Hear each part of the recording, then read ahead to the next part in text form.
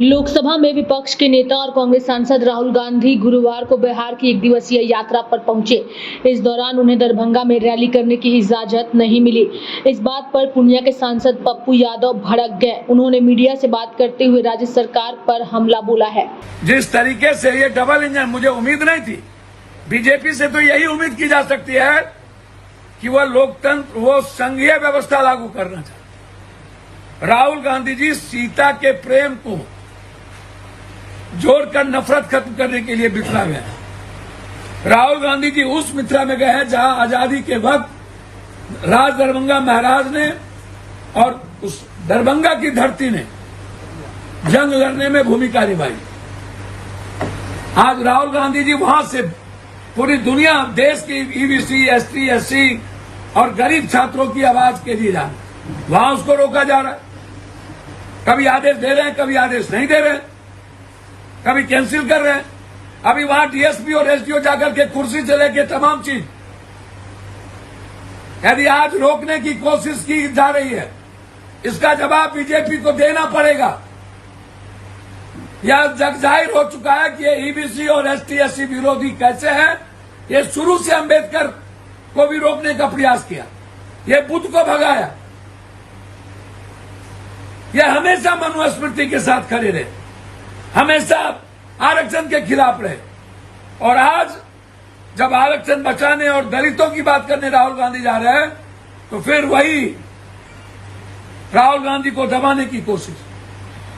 राहुल गांधी जी मरना पसंद करेंगे, उन्हें सत्ता का लोभ नहीं है।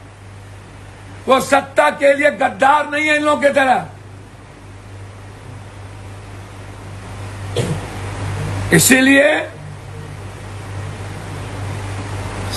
वक्त बताएगा और बिहार की जनता बताएगी। तो आपने पप्पू यादव को सुना, जिन्होंने साफ तौर पे कहा कि राहुल बिहार में दलितों के अधिकार की बात करने आए हैं, इसलिए उन्हें दरभंगा में प्रवेश नहीं करने दिया गया। एसडीओ और डीएसपी ने आतंकी कार्रवाई की है, इसलिए इनको सस्पेंड किया जाना चाहिए। ये बातें पप्पू यादव ने कही। वहीं दूसरी ओर पुलिस की ओर से रोकने की कोशिश के बावजूद लोकसभा में विपक्ष के नेता और कांग्रेस सांसद राहुल गांधी अंबेडकर छात्रावास पहुंचे, जहां पर उन्होंने छात्रों को संबोधित भी किया। 90% के लिए इस देश में कोई रास्ता नहीं है। आप ब्यूरोक्रेसी को देखो, सीनियर ब्यूरोक्रेसी में आपके कितने लोग, जीरो। आप कॉर्पोरेट इंडिया में देखो, कॉर्पोरेट इंडिया में आपके कितने लोग, जीरो। आप हाई कोर्ट देखो, आपके कितने लोग, जीरो। आप एजुकेशन सिस्टम के मालिकों को देखो, मेडिकल सिस्टम के मालिकों को देखो, आपके लोग कितने, जीरो। मगर मनरेगा की लिस्ट निकालो, आपके लोगों से भरी हुई है। मजदूरों की लिस्ट निकालो, आपके लोगों से भरी हुई है। सारे के सारे कॉन्ट्रैक्ट, सारा का सारा धन 5-10% के हाथ में जाता है। और आपको उल्टी सीधी बात बताकर आपके ध्यान को इधर उधर कर दिया जाता है। आपको एक साथ खड़ा होना है और 3 मांगे हैं। पहली मांग जाति जनगणना, दूसरी मांग प्राइवेट इंस्टीट्यूशंस में, प्राइवेट स्कूल्स और कॉलेजेस में रिजर्वेशन, अति पिछड़ा का, ओबीसी का, दलित का, आदिवासी का। तीसरी बात एससी एसटी सब प्लान, जो आपका पैसा है, जो आपको नहीं दिया जाता है, आपको वो दिया जाना चाहिए। ये 3 चीजें कहने में आपसे आया था। और ये बात समझिए, आप एक बात समझिए, बिहार की पुलिस ने अभी मुझे रोकने की कोशिश की, रोक नहीं पाई। पता है क्यों नहीं रोक पाई? नहीं, इसलिए नहीं रोक पाई क्योंकि आपकी शक्ति मेरे पीछे है। आपकी शक्ति मेरे पीछे है, इसीलिए कोई, दुनिया की कोई शक्ति उसको रोक नहीं सकती है। हमने कहा, हमने नरेंद्र मोदी से कहा, पार्लियामेंट में कहा, तुम्हें जाति जनगणना करना पड़ेगा। हमने उससे कहा कि तुम्हें संविधान को यहां माथे पर लगाना पड़ेगा। नरेंद्र मोदी जी ने आपके दबाव से डर कर जाति जनगणना हिंदुस्तान में घोषित किया है।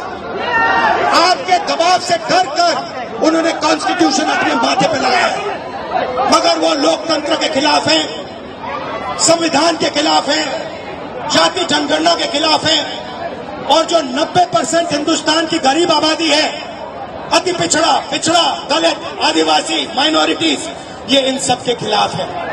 ये अदानी अंबानी की सरकार है, ये आपकी सरकार नहीं है। आपने इतने प्यार से मेरी बात सुनी, इसके लिए आप सबको दिल से बहुत बहुत धन्यवाद। मैं जानता हूं SC ST अति पिछड़ा हॉस्टल्स में यहाँ क्या होता है। मैं आपको गारंटी देता हूं, जैसे ही हिंदुस्तान में सरकार आएगी, जैसे ही बिहार में हमारी सरकार आएगी, हम ये सारा का सारा बदल देंगे और आपके लिए जो होना चाहिए वो करके दिखाएंगे। आप सबका बहुत बहुत धन्यवाद। नमस्कार, जय हिंद। छात्रों को संबोधित करने के बाद राहुल गांधी फिल्म फूले देखने के लिए पटना सिटी सेंटर मॉल स्थित PVR पहुंचे, जहां उनके समर्थकों में उन्हें देखने के लिए उत्साह चरम पर नजर आया। बता दें कि बिहार में इस साल के अंत में विधानसभा के चुनाव हैं और बिहार में चुनावी सरगर्मी साफ तौर पर नजर आ रहा है।